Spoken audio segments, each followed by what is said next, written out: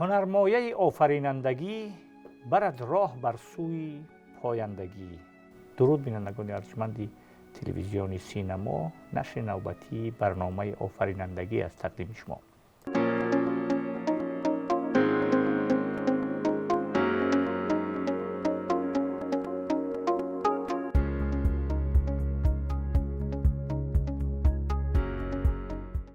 در این برنامه با حضور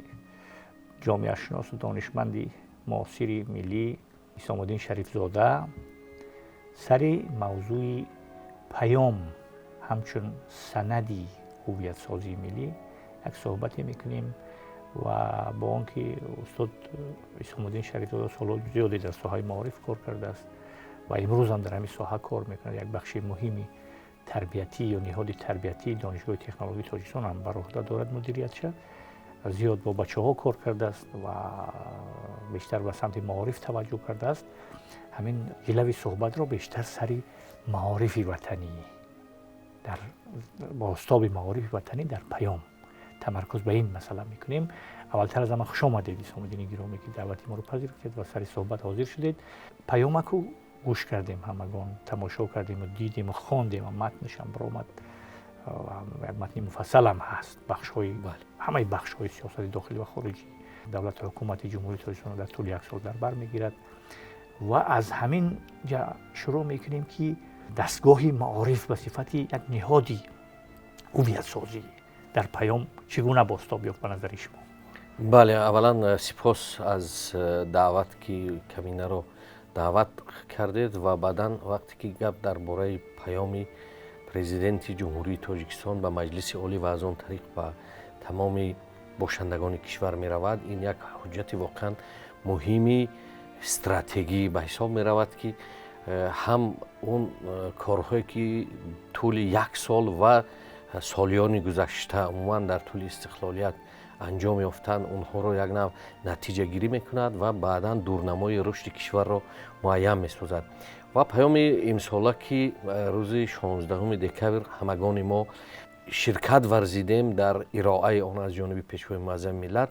واقعا تمام سمت‌های سیاست داخلی و خارجی کشور را بررسی نمودند و دورنمای ساحه‌های گوناگون کشور را معین کردند.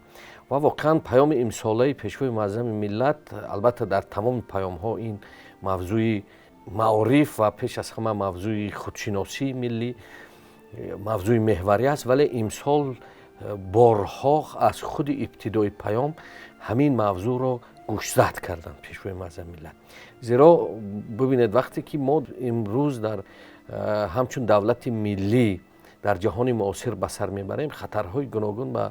دولت ملت ها تهدید میکنند، بخصوص به دولت های ملی.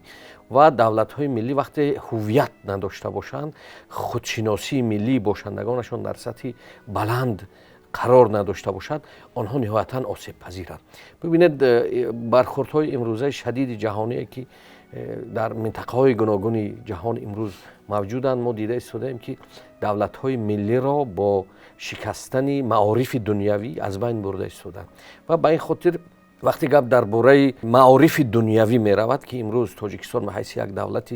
دنیوی شناخته شده است و عموما سمت سیاسیش سمت سیاست دنیویت است، فکر میکنم که معارف دنیوی و دولت ملی اینها به هم توأمند و اگر در طول تاریخ هم نظر افکنیم، خودی میان آمدن معارف دنیوی مربوط به دولت ملت ها هست. یعنی از زمان اینکه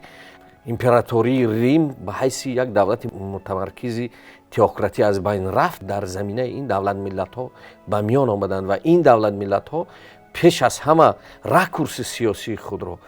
از دنیویت شروع کردند، از معارف دنیوی، از شناخت درست و دقیق طبیعت. و همین است که پیشوای معظم ملت هم با نظرداشت خطرات گوناگون امروزه که در سطح جهانی هستند، از جمله تعصب و خرافات، اسلام سیاسی، افراطگرایی و امثال این،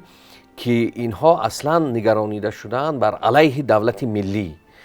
و برای سست کردن پایه های دولت دنیوی نگرانیده شدند. از این رو همین موضوع محوریه که من فکر میکنم چی در سمت اقتصاد، چی در سمت اجتماعیات، چی در سمت инноватсия, чи дар самти илму маориф, чи дар самти амнияти миллӣ, дар ҳамаи инҳо мавзӯи меҳварӣ тамаркуз мекунанд ба маориф ва ҳуввияти миллӣ. чунки агар ҳамин маорифи дунявӣ ва ҳуввияти миллӣ инҳо побарҷо набошанд, давлат ва миллат осебпазир аст. ана ҳамин маорифи дунявӣ ва ҳуввияти миллӣ инҳо ба ҳайси як иммунитети сиёсии давлат ва миллатанд, ки кишварро, давлатро дар баробари хатароти гуногун муқовимпазир мегардонанд ва истеҳсолотро боло мебаранд ва дар баробари ин дар сатҳи ҷаҳонӣ ҷойгоҳи давлат миллатро устувор мегардонанд. ва аз ин лиҳоз бибинед, аз ҳамун ибтидои паём вақте пешвои миллат шурӯъ карданд, унҷо дар бобати яъне шурӯъ аз он карданд, ки иқдомҳои ҷумҳурии Тоҷикистон дар сатҳи ҷаҳонӣ пазируфта шуданд. ва ин иқдомҳо чаро пазируфта шуданд? ба ин хотир пазируфта шуданд, ки тамоми ин иқдомҳо илман асоснок буданд ва дар асоси омӯзишҳои пай дар пай ин натиҷаҳо ба даст омада буданд. ва воқеан ҳам имрӯз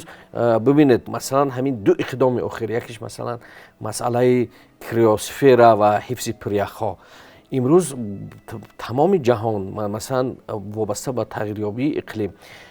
ки маҷмӯи обҳои ширин аз пиряхҳо оғоз меёбанд, аз байн рафтани ин ба тамоми инсоният хатар дорад. ва аз ҷониби дигар масалан ҳамунҷо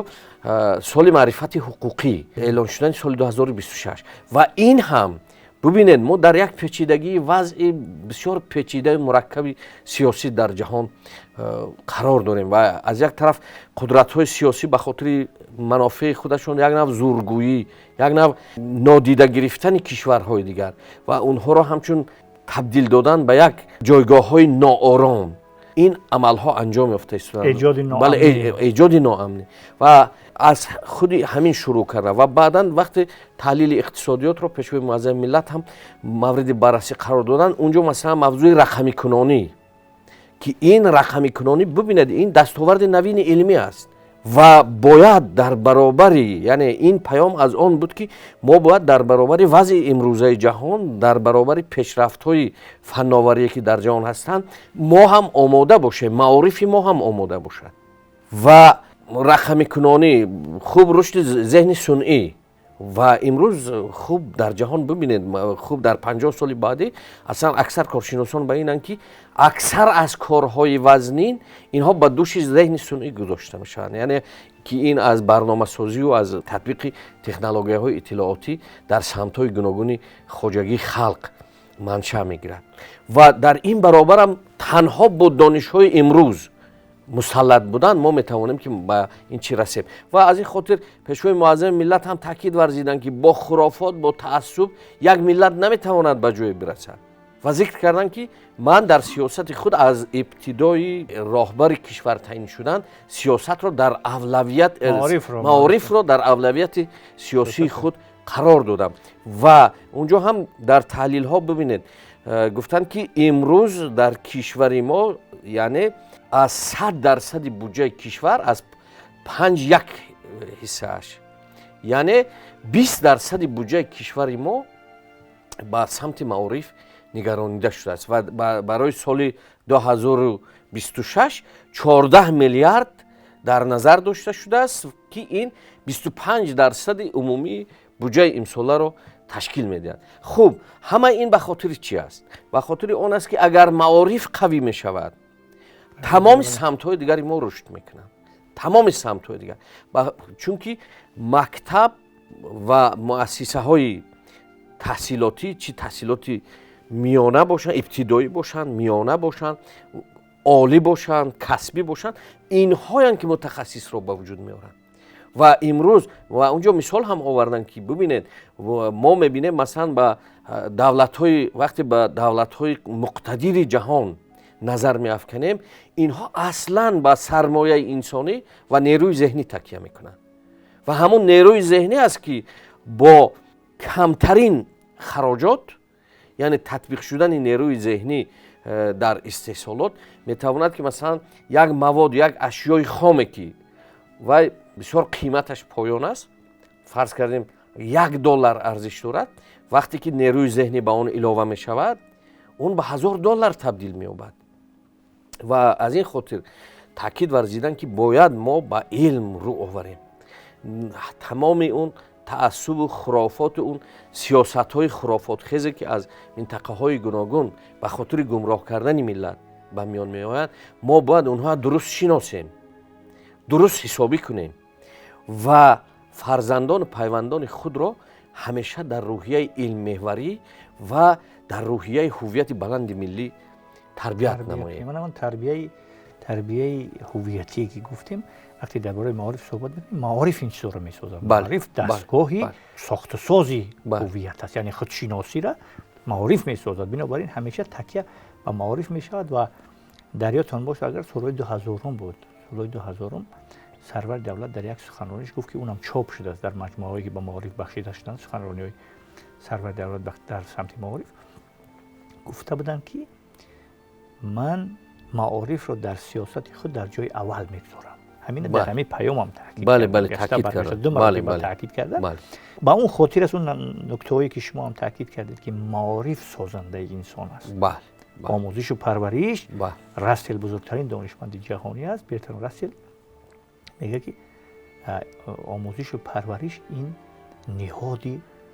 خودسازی انسان است. همین خود ساختن انسان از معارف شروع می شود. و اگر معارف به طوری باید شاید کار نکنند، چرخه هاش درست کار نکنند، حتما که اون خرافات و اون تهدیدها و اون مثلا چالش هایی که وجود دارن حتما اونا سرازیر می شوند و همون جامعه می افتند، به سر جامعه، به جان جامعه می افتند. بنابراین نکته کلیدی هم است. بعد یک نکته دیگری هم که شما اشاره کردید، ما گفتیم بعدتر سر این صحبت کنیم، وقتی که درباره نقش زنان صحبت کردن، اون مسئله خرافات آوردن که زنها میتونن با اون قدرت نیرویی که دارن در حدود خانواده و انستیتوت ابتدایی اجتماعی از خانواده شروع کرده تا سطح تشکیلات و کارخانه ها میتونن که در همین کاهش دادن روند بیگانه شوی، این بیگانه شوی به صفت یک خطر جدی ما رو تهدید میکنه. 10 سالهای اخیر است که ما رو تهدید میکنند. در این مورد یک دو جمله هم میگفتید. بله، و واقعا پرزیدنت محترم کشور تاکید ورزیدن که هیچ کشور به خرافات به جای نمیرسد و پایان تمام تعصب و خرافه‌زدگی، پایانش به ناامنی، یعنی بسیار پیامدهای جدی برای ملت و دولت دارد. و از این خاطر با اهل معارف هم با تک تک افراد جامعه تاکید ورزیدن که فرزند و پیوندان خود را در روحیه خودشناسی ملی، در روحیه حفظ ارزش‌های ملی، فرهنگ ملی، بعد علم محوری، دانش محوری تربیت کنند. و این را در بخش زنان هم تاکید کردند. ببینید واقعا ما می‌بینیم که کانسپسی‌های گوناگون ما برای بالا بردن جایگاه زن در دوران استقلال قبول کردیم. واقعا برنامه‌های دولتی و کانسپسی‌های دولتی بلند برداشتن مقام زنان را قبول کردیم و طبق این همه ساله هم در جابجاگذاری کادرها از سطح‌های رده‌بندی پایانی جامعه شروع کرده تا رده‌بندی بالای جامعه همه ساله جایگاه زنها به مراتب بالا برده می شود. ولی یک حالت تأسف آور این است که گاها مثلا همین بانوان ما با قدری همین ارزش دنیویت دولت، همین ارزش ملیت، صاحب تمدنی نمی رسند متاسفانه و تقلید به فرهنگی بیگانه میکنند. و از جانب دیگر وقتی زن مادر بی‌سواد میماند، جامعه بی‌سواد میشود. یعنی ببینید اکثر اولین وضعیت اجتماعی شوی فرد در عائله صورت میگیرد و در اینجا نقش مادر بسیار نقش کلیدی است، خمیره هویتی. و اکنون اگر همین مادر، همین بانوی دانشمند باشد، فرهیخته باشد، خودشناس باشد، از وطن پرست باشد، یعنی هویت ملی و تاریخی داشته باشد و همیشه به فرزندش تلقین کند، چون که از روی تجربه های جامعه شناسی و پسیکولوژی فرزندان اولین حالت از زمان تولید تا 3 سالگی حالت تقلید است. فرزند تقلید میکند. تقلید بیشتر به کی میکند؟ به همونه که نزدیکتر به او هست و این نفر نزدیک به او، شخصیت نزدیک به او پیش از همه مادر است. و ببینید در همین حالت شکلگیری طرز تفکر و جهانبینی فرزند صورت میگیرد و اگر متاسفانه اگر در همین حالت همون مادر همون بانو از معارف دنیوی بخبر باشد، دانش چندان صحیح نداشته باشد، خوب یک نوع خرافاتی و تعصب زده و بخبر از دنیا باشد، خب دیگر سرنوشت اون کودک هم، چون که سرنوشت یک نفر رقم میخورد پس از تولید، اون چیزی که مردم دنبال اون سرنوشت میگردن اون دیگر کی وجود ندارد، اون همون است که انسان تولید شد، سرنوشتش همین است که انسان تولید شد. ولی بعداً چی نوشته شدن این از تربیت خانوادگی اولین خمیرمایه‌اش طور شما درست ذکر کرده از اونجا شروع می شود و بعداً این تشکل می یابد و بزینه‌های دیگر، یعنی از سطح خانه به سطح باغچه، از سطح باغچه به سطح مکتب ابتدایی، از سطح مکتب ابتدایی مکتب متوسط، جامعه و همینطور مکاتب عالی و همین گونه جهانبینی فرد پورا تشکلش مثلا در 17-18 سالگی به انجام میرسد. یعنی اون چی که در وی ما کشتیم پس از 18-20 سالگی همون میدرویم. یعنی ما چی تربیت کردیم پگاه باید انتظار همون داشته باشیم و از این لحاظ وقتی پیشوای معظم ملت هم درباره زنان تاکید ورزیدن همین است. و ببینید در سیاست دولت هنوز شروع کرده از آخر سالهای 90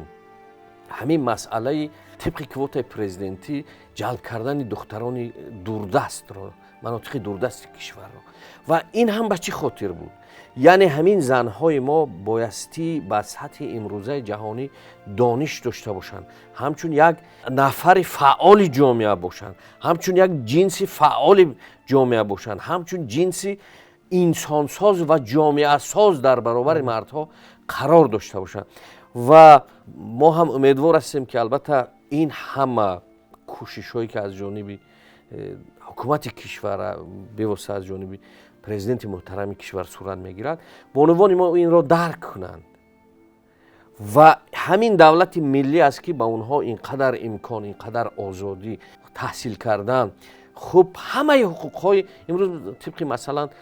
کنستیتوسیای جمهوری تاجیکستان ما 100% حقوق برابر داریم، یعنی اینجا یگان دیسکریمیناسیون جنسی اصلا وجود نداره. بله بله. و یک نکته تشکر زیاد اسلام الدین عزیز، یک نکته که با معارف بستگی دارد و رئیس سرور دولت هم تاکید کرد که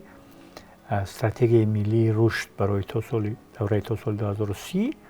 در سمت معارف اونم بررسی کرده شد و مقامات داخلدار، ساختارهای داخلدار سپارش دادن و مسئله دیگر همون یک نوع تحلیل ها و ارزیابی هایی که از نظام تحصیلات کردیتی و مرکز ملی تستی در طول این سالها که از سال 2004 اشاره کردن که تا سال 2014 روندی تطبیق همین نظام تحصیلات کردیتی بود، همینا را هم تاکید کردن که ارزیابی و تحلیل شوند و نتیجه گیری شوند، برد و باخت همین نظام نو که با استانداردهای بین المللی برابر کردن، جوابگو ساختن. این هم یک پیشنهادی هست که سر این مقامات داخلدار باید تمرکز کنند، جدی تمرکز کنن، پیشنهاداشون ارائه دارن که در همین طول مثلا 20 سال اخیر که ما در تطبیق همین نظام کوشیدیم چی موفقیت داریم و چی مشکلات کمبودی داریم. همینطور نیست شما هم که در همین جریان کار میکنید. بله واقعا پرزیدنت محترم کشور وقتی بررسی مسئله معارف سپارش‌های داخلدار به مقاماتی هم به وزارت معارف و علم جمهوری تاجیکستان و نهادهای زیر ربطی که به این وزارتخانه مربوط هستند به اونها سپارش دادن که به واسطه همین نظام کردیتی تحصیل را هم مورد بررسی قرار دهند و برنامه استراتژی رشد معارف تا سال 2030 مورد بررسی قرار گیرد. اینچنین 20 ساله رشد فنهای طبیعی و ریاضی که 6 سالش کیها سپری شد یک بار نتیجه گیری کنند چی کارها تا امروز انجام شده است و ما چی کمبودی‌های دیگر داریم و البته اینها به چی خاطرن وقتی ما یک نظام نو را تعیین میکنیم و تطبیق میکنیم و البته مشکلات زیادی دارد و خواهد داشت، چون که از ببینید یک وقتی نظام میگم این مجموعه عناصر و ترکیباتی هست که در یک روند معین شکل گرفته است و اون از یک روند به روند دیگر گذرانیدن مرکبات پیش میبرد، میخواهد یا نمیخواهد، چون که برای از یک نظام به نظام دیگر گذرانیدن خیلی فاصله در کار است که مثلا کارهای معین در این روند انجام باید بگیرند تا اینکه اون نظام جور شود، مثل یک محرکه که همه اعضاش جور کار میکند و همه اتومبیل یا مثلا همون استحصالات پیش میبرند. و از این لحاظ این مسئله هم مسئله محوری است و فکر میکنم که نهادهای مربوطه کیها دستور گرفتن و این چیز یک بار دیگر بازبینی می شود، همه همین استراتژی هایی که هستند و همچنین در برابر این پیشوای معظم ملت تاکید کردن که یک چند سال آینده، در 25 سال آینده اگر غلط نکنم، مجموع تحصیل کنندگان مکتب میانه ما به 4 میلیون میرسد. 4 میلیون و این 4 میلیون با معلم، با جای نشست تامین کردن، با مکتب تامین کردن، با کتاب تامین کردن، یعنی یک نوع ارزیابی دورنمای همین سمت هم بود که یعنی باید تمامی، یعنی سپارش هم دادن که ما باید با روند من بعده تشکل دموگرافی که جامعه تاجیک دارد همه ساله ما میبینیم که سال از سال مثلا تعداد نفرهایی که به صنف اول میروند خیلی زیاد است و تفاوت بین صنف 1 و صنف 11 اگر گیریم خیلی زیاد است. یعنی اگر امسال صنف 11 ختم کند در مکتب‌های میانه جمهوری فرض کرده 120,000 اگر ختم کند، صنف 180,000 می رود. این تفاوت خیلی زیاد است، یعنی برای همه اینها با جایهای معین تامین کردن و فکر میکنم که یعنی این موضوع مسئله هایی که در پیام به واسطه پیشوای معظم ملت درج یافتند، اینها بار دیگر تمام نهادهای علم و معارف کشور وظیفه دار میکنن که این سمت بسیار سمت مهم است، سمت استراتژی است، سمت مفکوره سازی است، سمت دولت و ملت رو تحکیم بخشیدن است و از این لحاظ در این سمت باید که بسیار با دست و دل و نیت پاک و بهر فردای خوب و درخشان کشور همگان کمر همت بندند تا اینکه ما توانیم که در برابر خطرات امروزه جهانی که هستند ایستادگی کنیم، دورنمای دولت و ملت در همه سمت‌ها روشن شود و همه مشکلاتی که میبینن مشکلات تنها نفرای دانشمند حل کرده میتوانند. یعنی یک بزرگمرد گفته بود که کادرها حل کننده همه مشکلات هستند. همین فکر میکنم که در محور پیام پرزیدنت محترم کشور بود. تشکر زیاد که یک صحبتی، البته صحبت ما منحصر به سمت معارف بود و در سمت معارف صحبت‌های خوب هم کرده از تجربه‌ای که داشته در این زمینه و باور داریم که بر اساس دستورهایی که در پیام ارائه شدند، بر اساس اون نکته‌هایی که آمارگیری‌هایی که تحلیل‌ها و ارزیابی‌هایی که در پیام امسال سرور دولت تذکر یافتند، یک برنامه دیگری ساخته می‌شود که در اساس اون ما می‌توانیم که یک نسلی هویت ساز رو، یک نسل نوی هویت ساز رو تربیت کنیم که او نه تنها ارزش‌های ما رو، ارزش‌های ملی و مردمی ما رو پاس دارد، بلکه مقاومت کرده تواند در برابر این خطرهایی که در روبروی ما هستند. تشکر زیاد بار دیگر که آمدید یک صحبت خوبی هم در دایره مسائل معارف، علم و معارف در پیام صحبت کردید. تشکر زیاد. بار دیگر یادآور می‌شویم که در صحبت ما قرار داشتند جامعه شناس اسام الدین شریف زاده. پایان برنامه ما هست. روزگاری خوش و بردوام و ایام و کام.